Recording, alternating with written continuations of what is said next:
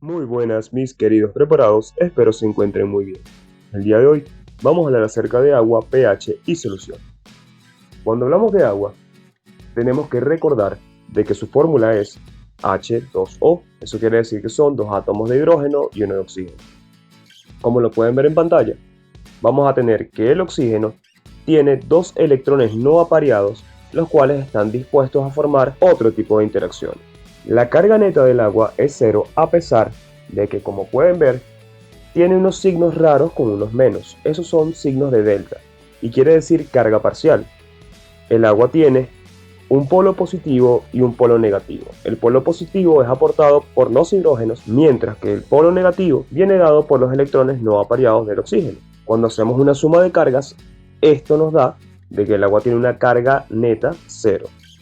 Adicionalmente a esto, podemos decir de que el agua tiene forma de tetraedro irregular, si le ponemos mucha imaginación, y que puede formar una interacción característica la cual se llama puente de hidrógeno.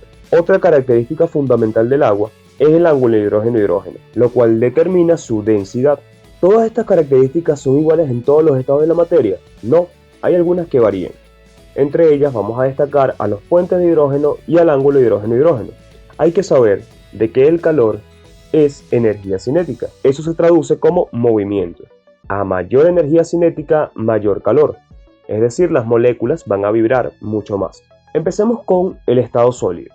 En un estado sólido, el ángulo hidrógeno-hidrógeno es 109.5 grados y ahorita vamos a hablar mucho mejor haciendo la comparación con el estado líquido. Y los puentes de hidrógeno que se pueden formar sabiendo de que la energía cinética es poca, son 4 puentes de hidrógeno. Cuando vamos al estado líquido, vamos a ver de que el agua tiene un ángulo hidrógeno-hidrógeno de 104.5 grados. Eso ya que las moléculas están moviéndose. Si ustedes pueden ver la flecha, tenemos un aumento de lo que es la energía cinética. Y los puentes de hidrógeno que voy a formar son de 2 a 3. ¿Cómo hacemos esta comparación? Resulta de que el ángulo hidrógeno-hidrógeno en el estado sólido es de 109.5 y en el estado líquido de 104.5. Eso porque las moléculas están en movimiento o no. Y eso en lo que se traduce es que la molécula abarque un mayor espacio. Pueden ver este fenómeno si ustedes ponen una botella de agua en un freezer.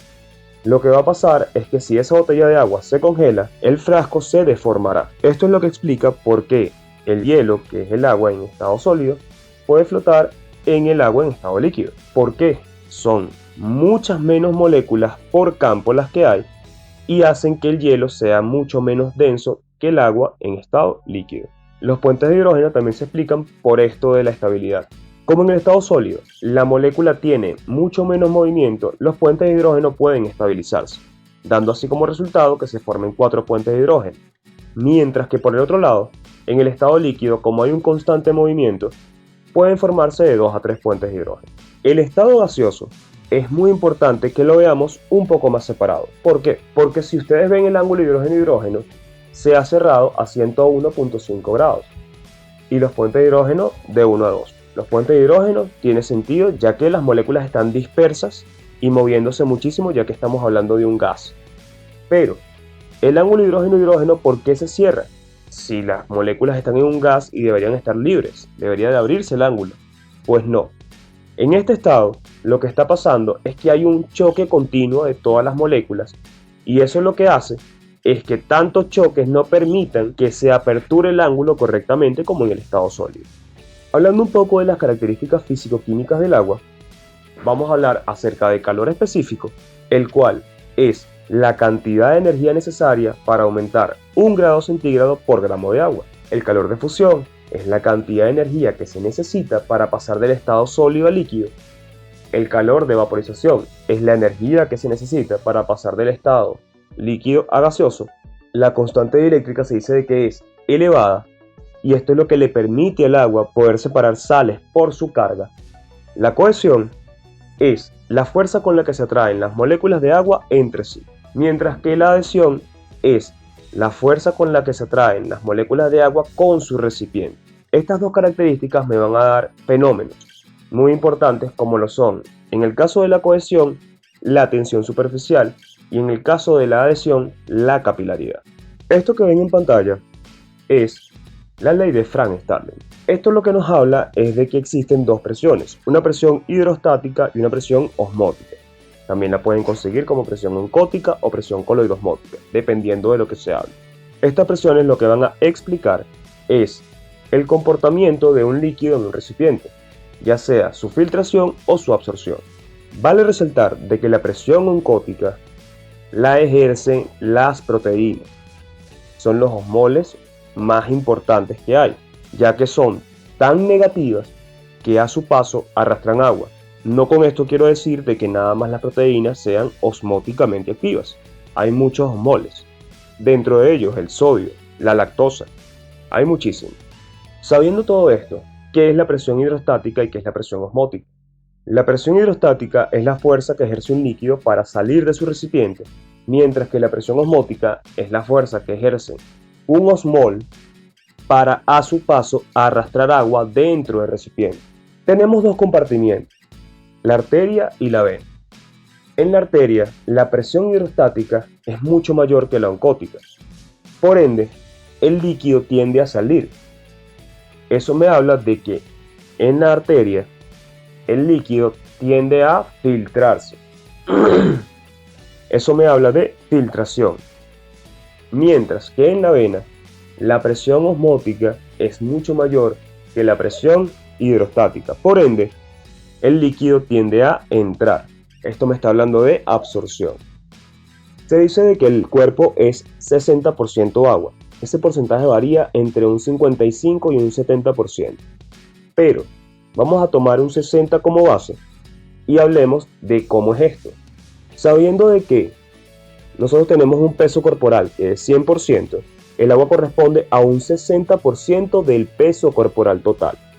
Este 60% se divide en un 40% que es líquido intracelular y un 20% que es líquido extracelular.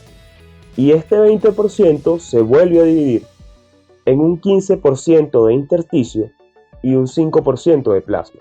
Hay una tercera división de lo que viene siendo el líquido extracelular, que es el líquido transcelular.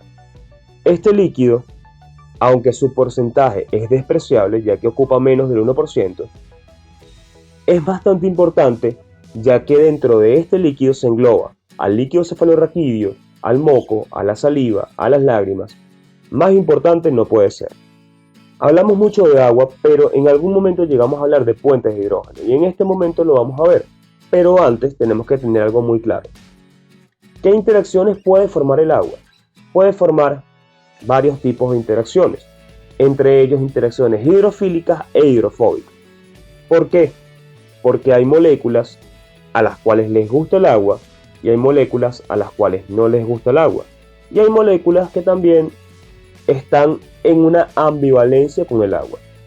A las moléculas que les gusta las llamamos hidrofílicas. A las moléculas que no les gusta el agua las llamamos hidrofóbicas.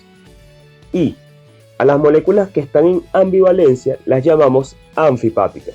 Es decir, que ellas pueden hacer interacciones hidrofílicas e hidrofóbicas al mismo tiempo. Estas interacciones, ¿cuáles van a ser? La primera, vamos a tener las esferas de solvatación, en donde el agua va a poder separar moléculas por su carga, más específicamente sales. Como lo pueden ver en la imagen, tenemos el caso del ion cloruro y al ion sodio. Cuando ellos se juntan son cloruro de sodio, que es la sal de mesa.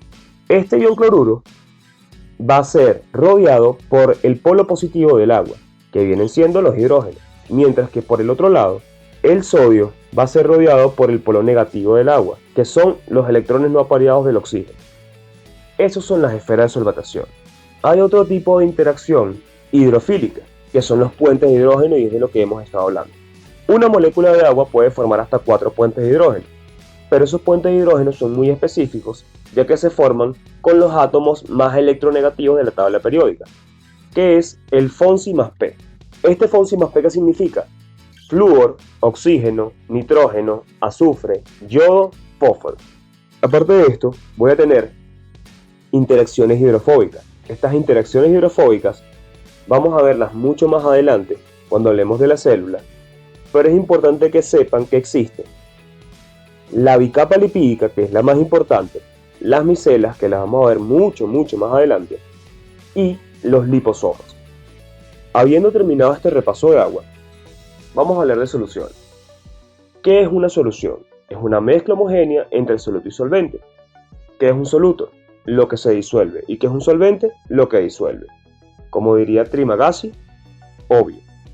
Todas las soluciones tienen que tener una unidad de concentración. Nosotros necesitamos saber de tres fundamentales.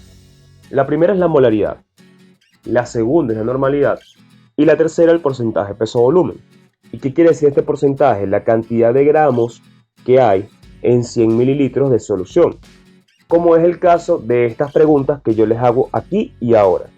Pueden dejar en la caja de comentarios acerca de cuál es la interpretación que les estoy poniendo en pantalla. Hablemos de pH y pOH. Cuando hablamos de pH y pOH tenemos que saber muy bien estos conceptos que ustedes ven en pantalla. No se los quiero leer porque ustedes pueden darle pausa al video en este momento y copiarlos, entenderlos y preguntarme luego. Pero sí tenemos que saber acerca de dónde viene esto, qué es el pH y qué es el pOH. El pH viene del agua, al igual que el pOH, vienen del agua. ¿Cómo así? Vienen acerca de la constante del agua en estado puro, la cual se determinó que eran 55.5 molar. A partir de ahí empezaron investigaciones y se descubrió de que la concentración de protones y la concentración de oxidrilos era igual en el agua y siempre la suma de ellos daba 1 por 10 a la menos 14 molar. A partir de ahí salieron dos fórmulas, la fórmula de pH y la fórmula de pOH. pH iba a ser igual al menos logaritmo de la concentración de protones, mientras que pOH iba a ser igual al menos logaritmo de la concentración de oxidrilos. Y se dieron cuenta de que si se sumaba pH y pOH, siempre iba a dar 14. No se asusten cuando vean esto en un ejercicio. Siempre entiendan que cuando el logaritmo, como lo ven en pantalla, no tiene una base, se interpreta como base 10. Y acá abajo les dejo un ejemplo para que entiendan cómo se hace.